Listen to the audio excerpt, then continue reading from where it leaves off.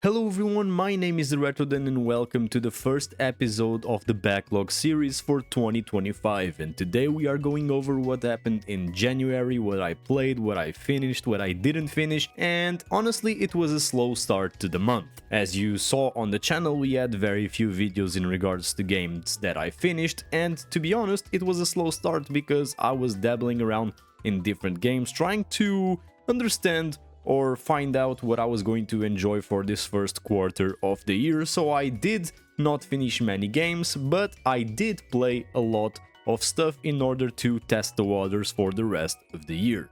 So let's start off by some things that I just started trying out and actually didn't beat but are a work in progress.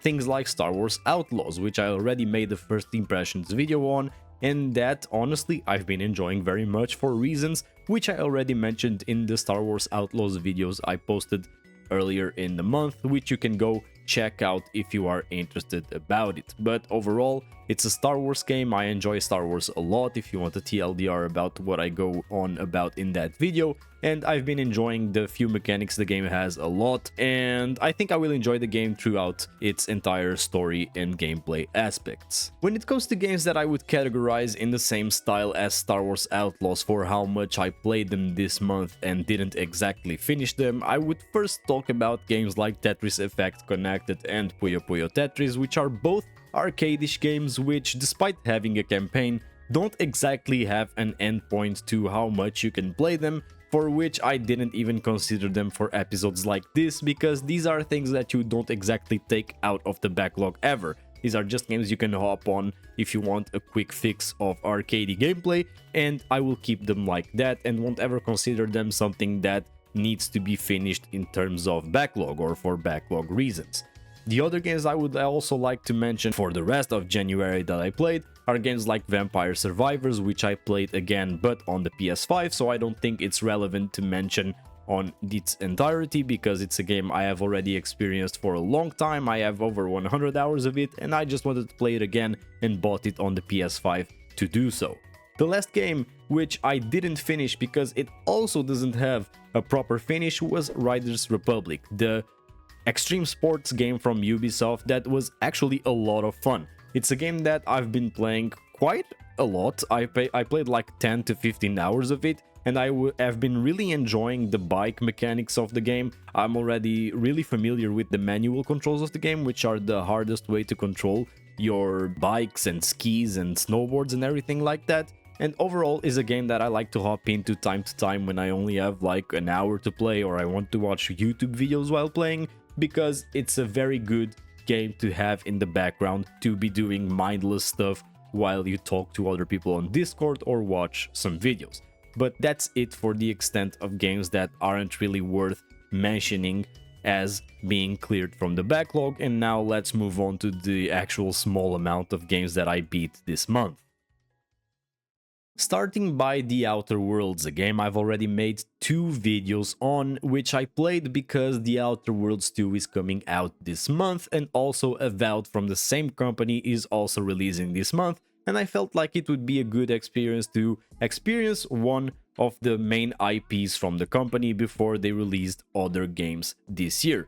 Now, The Outer Worlds, I've already said a lot about this game in the videos I recorded about it, and you can go watch those if you want, because I'm going to be brief about it in this video, but I enjoyed the gameplay mechanics and the RPG mechanics, although quite simple at time, and I wish they developed more on certain stories and certain aspects of the game.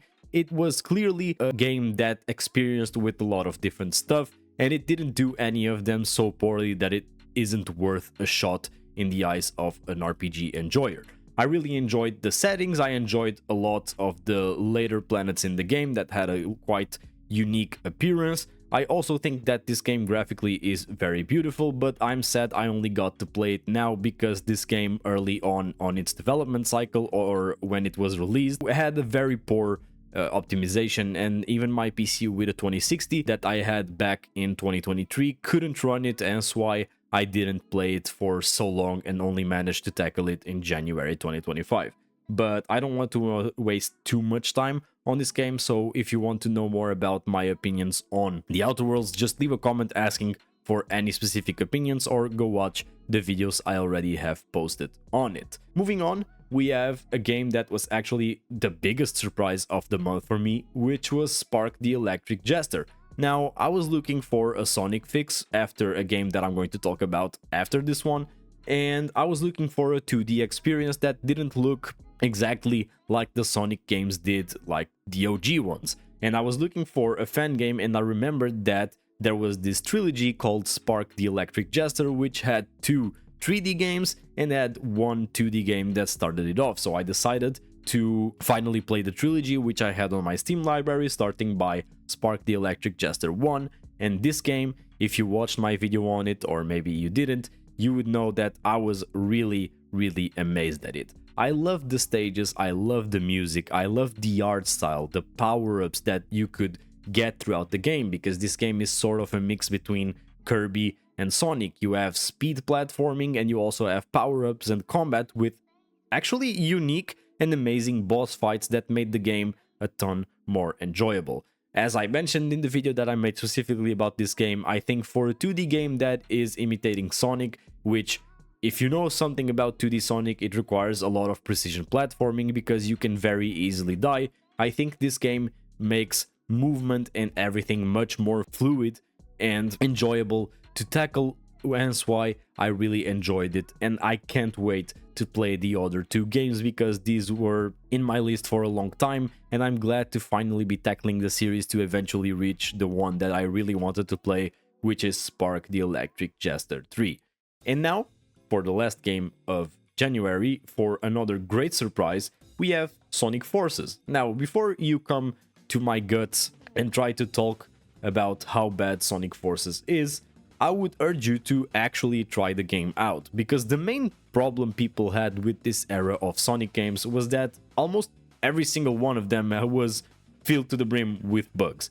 Now, I've played games like Sonic Frontiers and really enjoyed them, and they had close to no bugs, but it also comes down to preference of what style of Sonic games you liked. Maybe if you were someone that played Sonic the Adventure 1 and 2, maybe you won't enjoy these modern games of the Boost era a lot like you did the old ones. But when it comes to Sonic Forces, I genuinely enjoyed every single moment of it, and I even went out of my way to play it a little bit more, complete some of the side challenges, get all the stages rather to S rank, and enjoy what the game had to offer. The avatar customization was also really fun, trying out the different weapons and how different stages had different interactions depending on what weapon you had, because the weapons have different skills. I also really enjoyed the Sonic stages and playing as Sonic, and I really think the game was a great Sonic experience overall.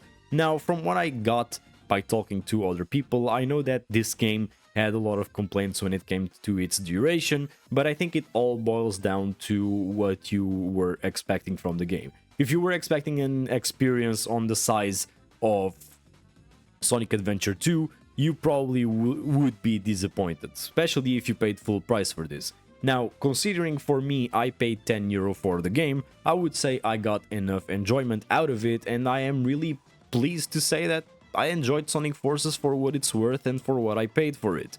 Now, would I buy full price for this game? Would I pay for full price for this game? Probably no, but for the price it usually goes down to in a discount, I really enjoyed it.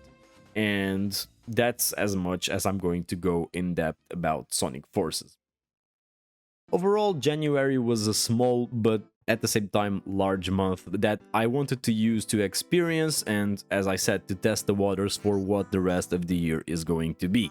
I plan on February being a lot bigger with more games beaten, because I'm shifting my focus to beating games actually rather than what I was doing before. If you have watched certain recent videos, you know what I'm talking about. If you don't, go watch them. What are you doing? And yeah, make sure to recommend any games that you see in my lists. My entire profiles are public if you want to go check them out. There's also a backlog list in the description with major games that I want to tackle this year, excluding of course big releases that I'm also buying.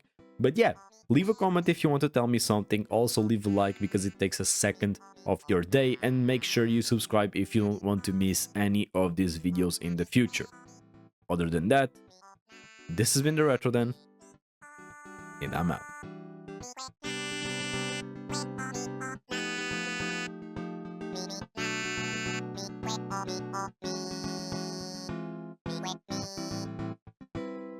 Me,